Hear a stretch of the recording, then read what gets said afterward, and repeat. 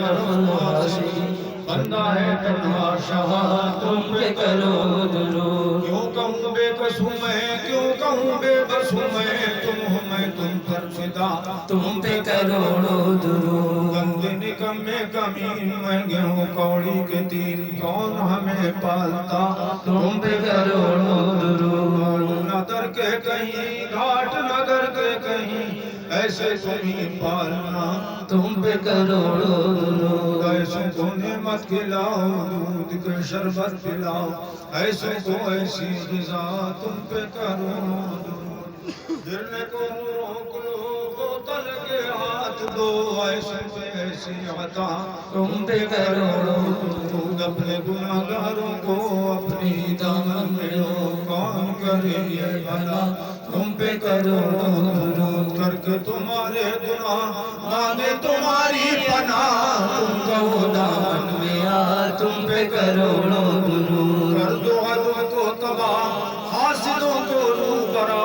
اہل ولا کا بھلا تم پہ کروڑو درود آدھا منٹ لگے پورا ہو گیا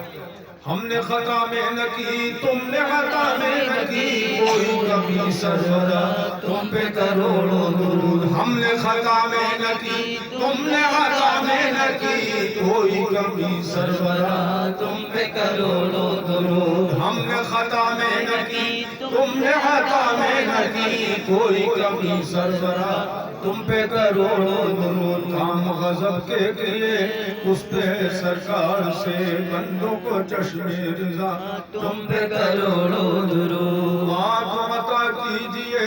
اس میں ضیا دیجئے جلوہ کریم آ گیا تم پہ کروڑو درود کام وہ لے لیجئے تم کو جو راضی کرے کام وہ لے لیجئے تم کو جو راضی کرے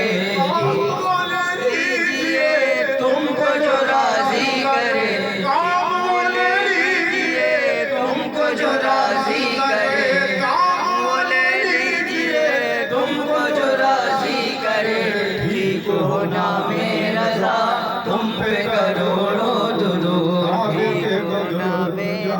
تم پہ کروڑو درود عبد واحد نیک نام بادشاہ بالگرا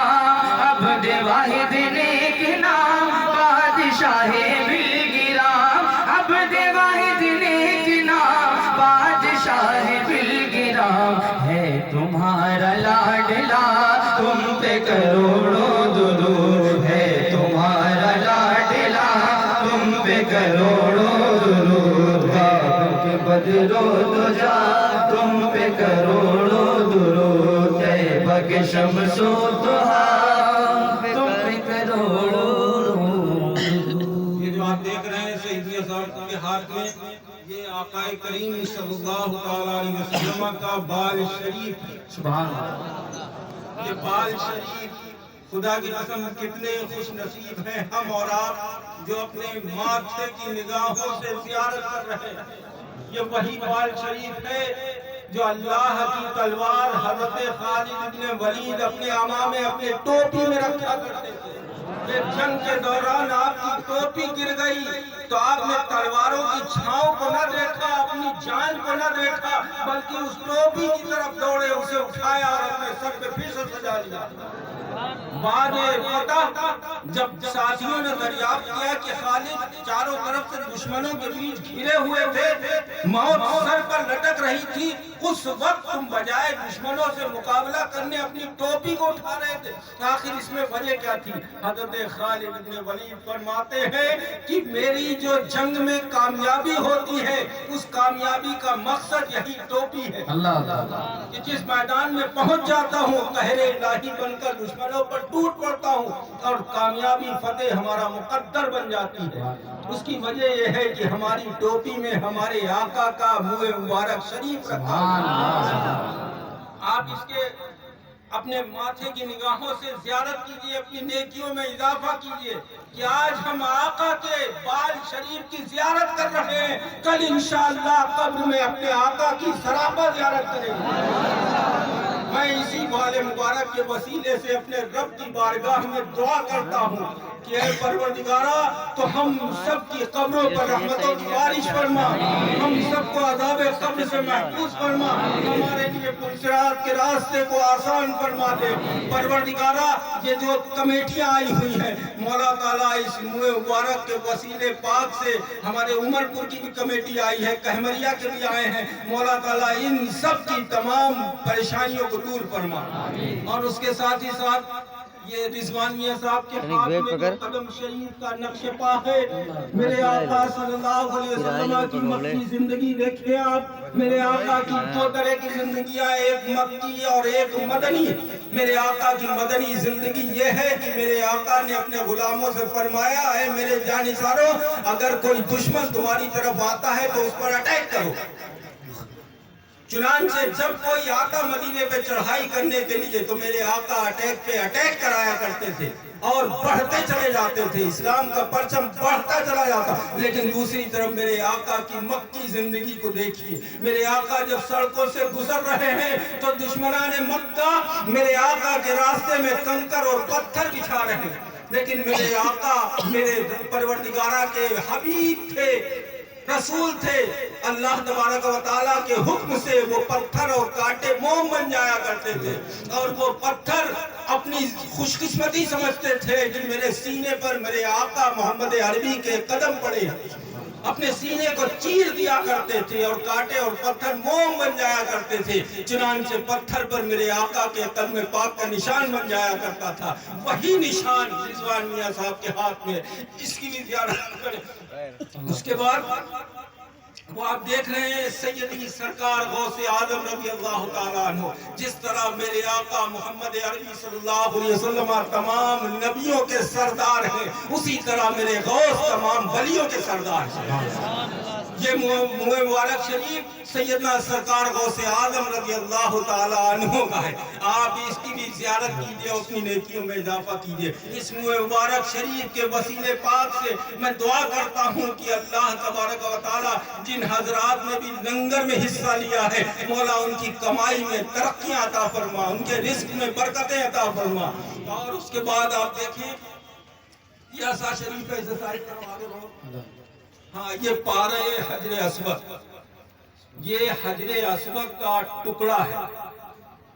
حجر اسود جانتے ہیں آپ، حجر اسود وہ ہے جو کعبہ شریف میں ایک پتھر نصب کیا ہوا ہے، جسے چومنے کے لیے حاجی جاتا ہے تو اپنی جان کی پرواہ نہیں کرتا ہے، بس اس کی یہ خواہش ہوتی ہے کیسے چومنے کو مل جائے۔ اور اسے صرف آج کا حاجی نہیں چومتا بلکہ ایک مرتبہ حضرت خلیفہ دو امیر المومنین حضرت عمر فاروق رضی اللہ تعالیٰ عنہ طواف کے بعد جب حجر اسود کے پاس پہنچے، اسے غور سے دیکھا، ارشاد فرمایا اے پتھر میں تجھے اس لیے نہیں چوم رہا ہوں کہ تو جنتی پتھر ہے، بلکہ میں تجھے اس لیے چوم رہا ہوں کہ میرے آقا نے تجھے چوما۔ تو یہ پتھر حجر اسود جسے چومنے کے لیے حاجی نہ جانے کتنی تکلیفیں اٹھاتا ہے، اور بہت سے حاجی تو دور سے ہی بوسہ لے کے چلے جاتے ہیں۔ آج ہماری اور آپ کی کتنی مشترکہ خوش قسمتی ہے کہ اس پتھر کی ہم آپ کو زیارت کرنے کا وقت آ گیا ہے، ہم اور آپ اس پتھر کی زیارت کر رہے ہیں۔ چنانچہ اللہ رب العزت کی بارگاہ میں دعا کرتے ہیں کہ اللہ تبارک و تعالیٰ اس حجر اسود کے ٹکڑے کے صدقے میں اللہ تبارک و تعالیٰ جتنے بھی حاضر ہوئے ہیں یا جتنے ہماری کمیٹی کے لوگ ہیں، ہمارے مولانا میراج صاحب، مولانا مجاز صاحب گولا والے، مولانا میراج نیپال والے، مولانا یونس صاحب لکھیم پور والے، اور مولانا حافظ فہیم صاحب دلسنڈا والے، یہ جو ہم سے بے پناہ محبت کرتے ہیں، مولا تعالیٰ اس پتھر کے وسیلے پاک سے ان کی تمام جائز دعاؤں کو اپنی بارگاہ میں قبول فرمائے۔ ساتھ ہی ساتھ آپ دیکھ رہے ہیں یہ تسبیح شریف ہے جس پہ میرے آقا میرے جد کریم سیدنا امیر عبدالواحد بلگرامی کلمہ طیبہ اور نہ جانے کیا کیا وظیفے پڑھا کرتے تھے۔ آج ہم اور آپ اپنے ماتھے کی نگاہوں سے اس تسبیح شریف کی زیارت کر رہے ہیں۔ اللہ رب العزت کی بارگاہ میں دعا ہے کہ ایک اللہ کے برگزیدہ بندے کے ہاتھ سے لگی ہوئی تسبیح کے وسیلے پاک سے اللہ تبارک و تعالیٰ جتنے بھی حاضر ہیں مولا تعالیٰ ان سب کے گھروں پر رحمتوں کی نور کی بارش فرمائے۔ फरमाए और अल्लाह तबारक व तआला हमें और आपको सैयदना मीर अब्दुल वाहिद बिलग्रामी के नक्श कदम पर चलने की तौफीक अता फरमाए।